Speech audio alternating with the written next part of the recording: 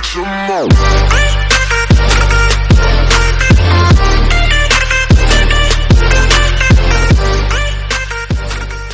Dear student, आप सबका स्वागत है मेरे इस channel TCT the commerce talk में। पिछले वीडियो में हम लोगों ने डिस्कस किया था बेसिक अकाउंटिंग टर्म्स, उसी को कैरी फॉरवर्ड करते हैं। हम लोग का अगला टॉपिक है परचेज। 7 पॉइंट परचेज है। Purchase of goods. अब जब हम लोग अपने बिजनेस के लिए कुछ परचेज करने जाएंगे, गुड्स को परचेज करने जाएंगे, तो टू बेसिस पे परचेज करेंगे, कैश बेसिस और क्रेडिट बेसिस। अब कैश बेसिस में परचेज करेंगे तो इसका डिस्कस करने की जरूरत नहीं है क्योंकि ये सिंपल है। और दूसरा तरीका है क्रेडिट परचेज, क्रेडिट बेसिस पे। If goods have been purchase on credit for supplier, यदि हम लोग अपने बिजनेस में गुड्स को परचेज क्रेडिट बेसिस पे करते हैं अपने सप्लायर से, तो उसको हम लोग क्रेडिटर बोलते हैं। जैसे हम लोग सेल करते हैं तो हम लोगों को हमारे जो कस्टमर है उसके एक डॉक्यूमेंट, रिटर्न डॉक्यूमेंट लिखवाना होता है ताकि हम लोगों का पैसा डूबे नहीं। उसी प्रकार जब हम लोग परचेज करते हैं, जो हमारे सप्लायर है वो सप्लायर भी हमसे एक डॉक्यूमेंट लिखवाते हैं ताकि वो उनका पैसा समय से पहले मिल जाए। तो उस डॉक्यूमेंट में जब हम लोग साइन करके देते हैं, उस पर जब हम लोग साइन करके देते हैं तो वो लीगल प्रूफ हो जाता है। उसके बाद क्रेडिटर को हम लोग बिल्स पेबल बोलते हैं। क्रेडिटर हम किसको बोलेंगे? क्रेडिटर इज ए पर्सन जो सप्लायर है from whom an enterprises firm purchase goods और सर्विसेज ऑन क्रेडिट। क्रेडिटर हम उसको बोलेंगे जहां से हम अपने गुड्स और सर्विसेज को क्रेडिट पे परचेज करते हैं। अब दूसरा bills payable. Bills payable means a bill of exchange accepted by from to pay fix amount on a specific date. एक फिक्स अमाउंट को, एक स्पेसिफाइड डेट को हम जब पे करते हैं उसको बिल्स पेबल बोलते हैं। अब ट्रेड पेबल किसको बोलेंगे? क्रेडिटर और बिल्स पेबल, ये दोनों को जब हम ऐड कर देते हैं तो वो हमारा ट्रेड पेबल होता है। जैसे कि हम लोग सेल करते हैं तो उसमें ट्रेड रिसीवेबल होता है, उसी प्रकार से यहाँ पे trades payable, creditor plus bills payable formula है। नेक्स्ट अकाउंटिंग टर्म है एक्सपेंडिचर यानी खर्चा, बिजनेस का खर्चा। अब हमें ये बताइए बिजनेस का खर्चा क्या चीज में, लोग क्या चीज, बिजनेस क्या चीज में खर्चा करती है? तो there are 2 types of expenditure. 2 तरीके का हम एक्सपेंडिचर होता है बिजनेस में। एक होता है रेवेन्यू एक्सपेंडिचर और दूसरा होता है कैपिटल एक्सपेंडिचर। एक्सपेंडिचर मतलब होता है खर्चा, यानी बिजनेस से पैसा बाहर जाना। पैसा अगर बिजनेस से बाहर जा रहा है तो वो एक्सपेंडिचर हो गया, चाहे वो रेवेन्यू हो या कैपिटल हो, कोई भी कारण हो, अगर बिजनेस से पैसा जा रहा है तो वो एक्सपेंडिचर कहलाएगा। अब हमें ये देखना है कि जो हमारे बिजनेस से पैसा बाहर जा रहा है वो किस कैटेगरी में आ रहा है, या रेवेन्यू में आ रहा है या कैपिटल में आ रहा है। रेवेन्यू में देखते हैं, it is an amount paid और payable the benefit of which is consume with in the current accounting period. Okay, current accounting period में हम जो भी गुड्स और सर्विसेज का बेनिफिट ले रहे हैं, चाहे वो पेड हो चुका है या पेबल है, वो सारे हमारे एक्सपेंडिचर कहलाएंगे। फॉर एग्जांपल, रेंट पेड या पेबल, सैलरी पेड या पेबल, इंटरेस्ट पेड या पेबल, वेजेस पेड और पेबल, इलेक्ट्रिसिटी बिल पेड और पेबल, प्रिंटिंग चार्जेस पेड और पेबल। मतलब कि हम लोग जब रेंट पेड कर रहे हैं, मतलब रेंट हम अपने बिजनेस को जहाँ पे भी रन कर रहे हैं उसका जो रेंट है, हम 1 महीना पूरा रन किए होंगे उस बिजनेस को, यानी उसका बेनिफिट ले चुके हैं, तभी मुझे वो पे करना पड़ रहा है। जैसे सैलरी है, कोई हम एम्प्लॉय रखे हैं, वो हमारे पास 1 महीना 2 महीना काम किया है तो हमें सैलरी देना है। उसी प्रकार इंटरेस्ट है, यदि हमने लोन ले रखा है कहीं से तो उसको हमको इंटरेस्ट पे करना पड़ेगा या फिर पेबल होगा। वेजेस पेड, इलेक्ट्रिसिटी बिल, हम जो अपने बिजनेस में लाइट वगैरह ये सब यूज कर रहे हैं तो उसका भी हमें बिल देना होगा, क्योंकि सरकार हमें फ्री में तो नहीं देती है। लेकिन इसमें एक ध्यान देने वाली क्या बात है कि it must be current year, ये करेंट ईयर ही का ही होना चाहिए। और एक इसमें ध्यान देने वाले इम्पोर्टेंट नोट के रूप में मैं बता रहा हूँ, revenue expenditure is also called expenses. जो हमारा रेवेन्यू एक्सपेंडिचर है इसी को हम लोग एक्सपेंस बोलते हैं, बिजनेस का एक्सपेंस। ओके, नेक्स्ट हम लोग देखते हैं। अब इनके अलावा जो भी बिजनेस से पैसा बाहर जा रहा है, जिस रूप में जा रहा है, उसको कैपिटल एक्सपेंडिचर बोलेंगे। इसको हम लोग देखते हैं यहाँ पे, it is an expenditure incurred the benefited of which will be consume in future, जिसका हम लोग बेनिफिट फ्यूचर में लेने वाले हैं, उसे हम लोग कैपिटल एक्सपेंडिचर करेंगे। It is also cold asset. अब हम लोग फ्यूचर में किसका बेनिफिट लेने वाले हैं, कुछ ऐसा असेट है बिजनेस का, उसी का हम लोग फ्यूचर में लेने वाले हैं बेनिफिट, तो इसीलिए कैपिटल एक्सपेंडिचर को असेट भी बोलते हैं।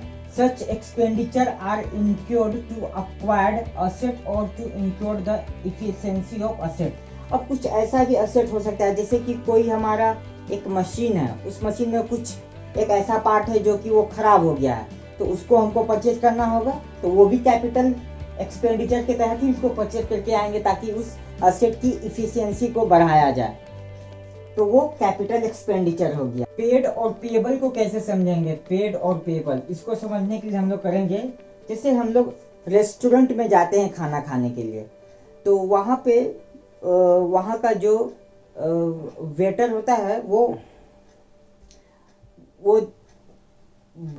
पनीर बटर मसाला वो ला के देता है, उसका बिल होता है 500 रुपया, ठीक है। तो हम लोगों ने 500 रुपया का रेस्टोरेंट में खाना खाया, ठीक है, बट उसको हम लोगों ने पेमेंट कितना किया, 400 ही पे किया, बाकी 100 नोट पे नहीं किया। बट हम लोगों ने खाना कितने का खाया, 500 रुपया का, तो ये हमारा एक्सपेंस हो चुका है 500 रुपया।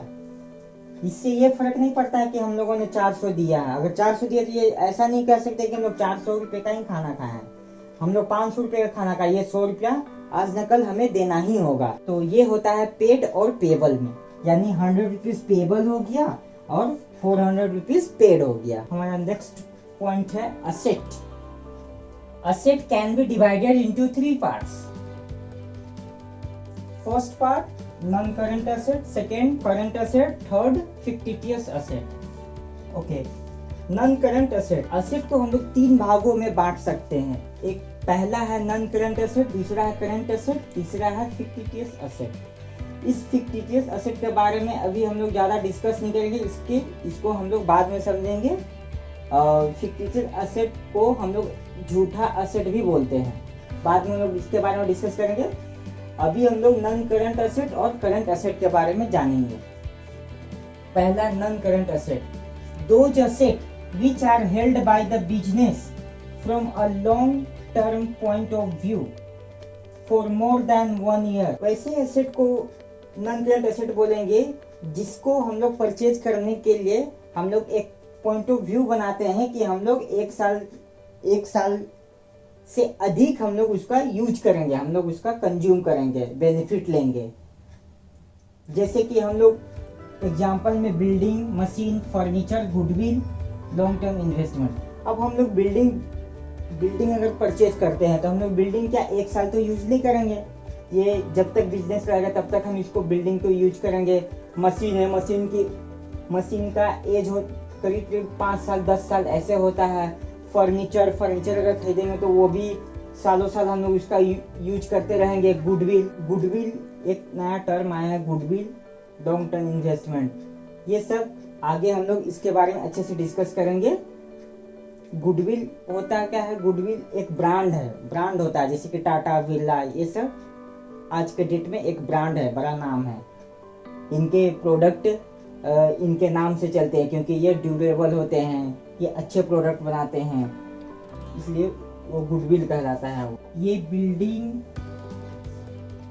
बिल्डिंग मशीन फर्नीचर गुडविल, इसको हम लोग फिक्स असेट भी बोलते हैं, फिक्स असेट भी इसको बोलते हैं हम लोग। सेकेंड पॉइंट है current asset, those asset which are held by the firm which the purpose of converting them into cash or for using them within a short period, within 1 year. Current asset वैसे asset को बोलेंगे जिसका हम लोग प्रयोग या consume 1 साल के अंदर अंदर हम लोग कर लेंगे, उस असेट को हम लोग करंट असेट बोलेंगे।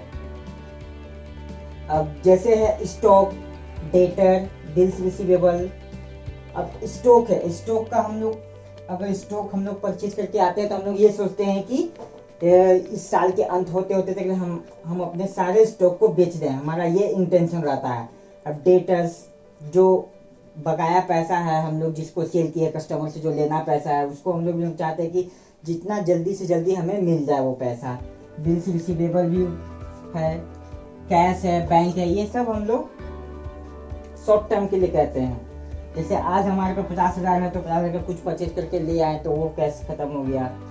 तो इस तरीके से करंट समय के लिए हम लोग यूज करते हैं, उसको करंट एसेट बोलते हैं। Okay, next point 10, meaning of fix asset. अब फिक्स असेट किसको बोलते हैं? It is parts of non current asset, या नॉन करंट असेट का पार्ट है। ओके, फिक्स असेट उसको हम लोग 2 भागों में बांट सकते हैं। पहला tangible fixed asset, intangible fix asset. अब नॉन करंट असेट क्या होता है? जिसका हम लोग प्रयोग फ्यूचर में करेंगे, उसको हम लोग नॉन करंट असेट बोलते हैं। Tangible fixed asset, those fix asset which have their physical existence, it means they can be seen, touch. वैसे फिक्स असेट जिसका एक फिजिकल एग्जिस्टेंस हो, मतलब जिसका एक कोई शेप हो, जिसको हम लोग छू सकते हैं, जिसको हम लोग टच कर सकते हैं, वो हमारा फिक्स एसेट कहलाएगा। जैसे कि बिल्डिंग है, कंप्यूटर है, मशीन है, फर्नीचर है, ये सब फिजिकल एग्जिस्टेंस। जैसे ये कंप्यूटर है, ये इसको हम लोग देख सकते हैं, छू सकते हैं, ये इसका एक फिजिकल शेप है, तो ये हमारा टेंजिबल फिक्स एसेट कहलाएगा। इंटेंजिबल फिक्स एसेट किसको बोलेंगे? Those fix asset which don't have their physical existence, they cannot be touched or seen. Example, अब इसके जस्ट उल्टा, जिसका फिजिकल एग्जिस्टेंस नहीं होगा वो हमारा इंटेंजिबल हो जाएगा। जिसको हम लोग देख नहीं सकते हैं, छू नहीं सकते हैं, केवल हम लोग फील कर सकते हैं, उसका यूज कर सकते हैं, वो हमारा इंटेंजिबल फिक्स एसेट हो जाएगा। जैसे गुडविल को हम लोग देख सकते हैं क्या?